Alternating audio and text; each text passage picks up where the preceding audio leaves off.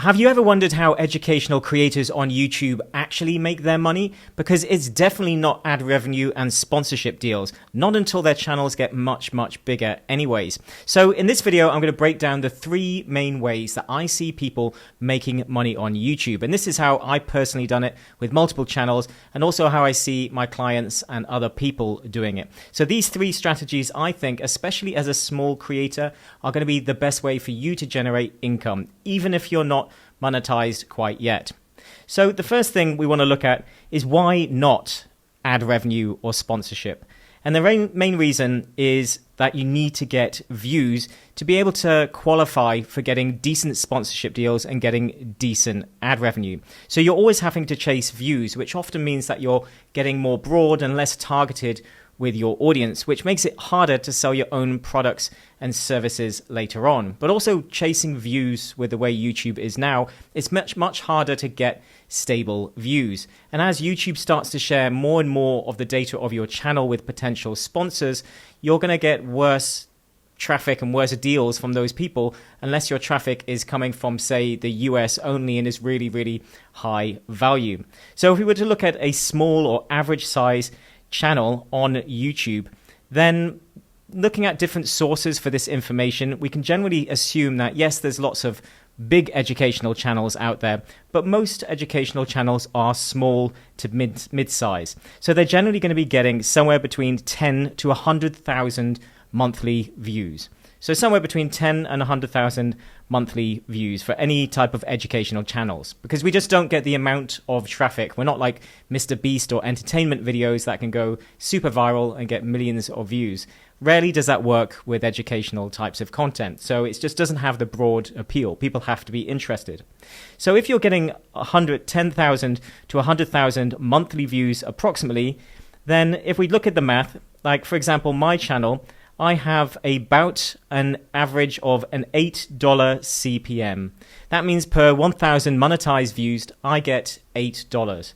But I don't actually get $8 because YouTube then takes their 45%.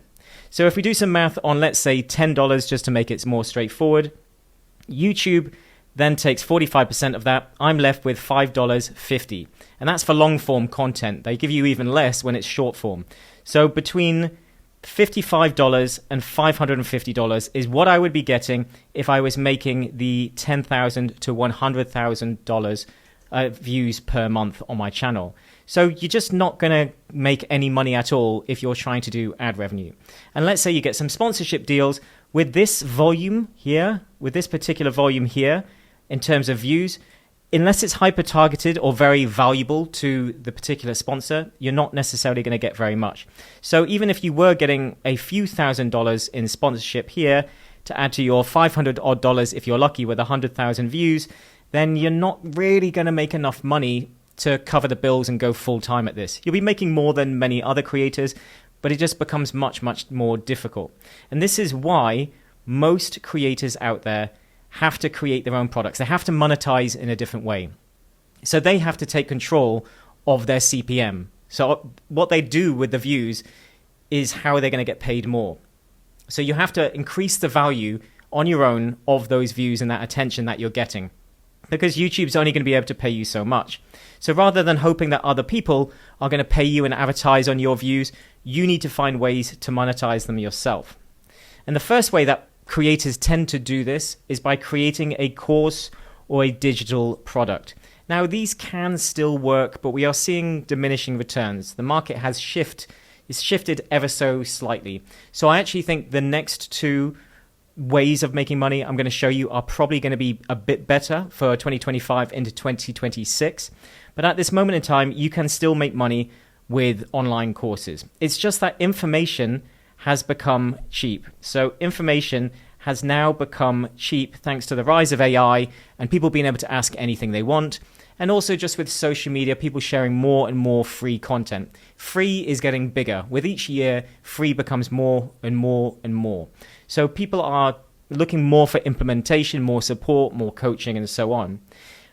But they also require a bit more marketing. Because you're trying to sell hands off, you need a bit more marketing savvy depending on how much you're actually selling your products for. So if it's low ticket, obviously you need a bit less. But what I mean by marketing is you need sales pages, you need email marketing follow-ups, maybe you need some marketing functionality like countdown timers and so on. But essentially the general idea is that you have your YouTube views and then you send them to a congruent product. So you have to obviously make sure that your channel is congruent and what you're selling is relevant to your audience. If it's not, then you're only going to make a few sales. So you still want a niche channel of some sort. But obviously going straight to a sale can generally be a little bit more difficult depending on how much you're warming them on the channel, and again, depending on the marketing and the price of your product. So what people often do is they give something else for free in between to get an email, and then they send people to the paid product and try to gradually convince people either straight away or over time with email to buy their products and services. And this is probably one of the oldest ways to make money online. It's called normally a tripwire funnel, which is free. Present the offer, some will take it, many won't, but then you follow up with emails to try and sell something. And this still works pretty well. It's just a very simple marketing funnel and with your videos, and that's it. So attention and an offer with a free thing to capture emails. Now, if you don't really like email marketing like myself, you're probably going to like option number 2 a little bit more. And option number 2 is that we are going to have a low ticket subscription model. So the low ticket subscription model is basically something I like to sort of clarify is the Patreon model. So Patreon, obviously, I now recommend School above Patreon in terms of platforms, but Patreon was a way for you to monetize your attention with your fans to get them to support the channel. A bit like Buy Me a Coffee, but Buy Me a Coffee was one time, where Patreon was where you would charge $5 to $15, and there would be different levels, and people would maybe get some more exclusive content and some more access to them. But these days, people expect a little bit more. They can do memberships through the channel. There's ways that you can do a few payments. But again, this is just going to give you a little bit more pocket money, so it's not really enough. What we need is a bit more of a structured system to be getting reoccurring money out of our members. And we want to reward them and give them something else. So as an educational creator, you really want to give them some value. So it's almost a bit like your course and the digital product where you're giving them something, but we're doing it with a low ticket subscription model. So as I said, I recommend School for this. But the idea, again, is that you have your YouTube videos, you then send them to a low-ticket School community. Maybe you start off as free, you build some people inside, you create the product with them, and then you start to sell it. And the benefit of low-ticket is that it works very well with hobbyist and lifestyle channels.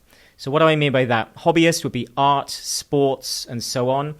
Lifestyle would be things like relationship, fitness, health, and all of that. So it's a bit more about the individual, sort of the relationships and health side, which is something we do spend a lot of money on. And yeah, and the hobbyist stuff, which is the sort of nice stuff that we like and we invest in for our own personal time and pleasures, but aren't necessarily things that we're going to spend huge amounts of money on until we get really, really passionate. But obviously there are degrees of passion within different sports and different hobbies where people will spend a lot more money, and you can scale them up. But they're generally things that work better with low ticket because you've maybe got a broader appeal, but they don't necessarily work as well with business because your audience is going to be a bit smaller, and they maybe don't want to invest things over the long term.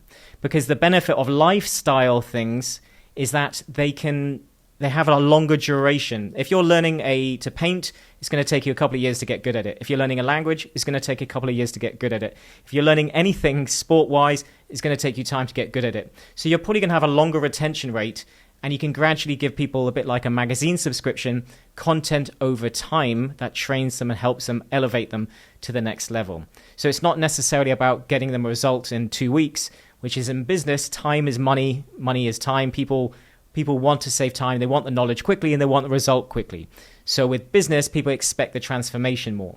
But the benefit of this is that if you've got a good size audience, potentially even going niche, it can compound over time, and you can start to build a reoccurring sort of income that will supplement the income of your channel and the ad side, and even if you do sponsorship, to give you a good full-time living. It won't necessarily make you rich unless there's broad appeal and you filter a lot of people in and they stay for a long time.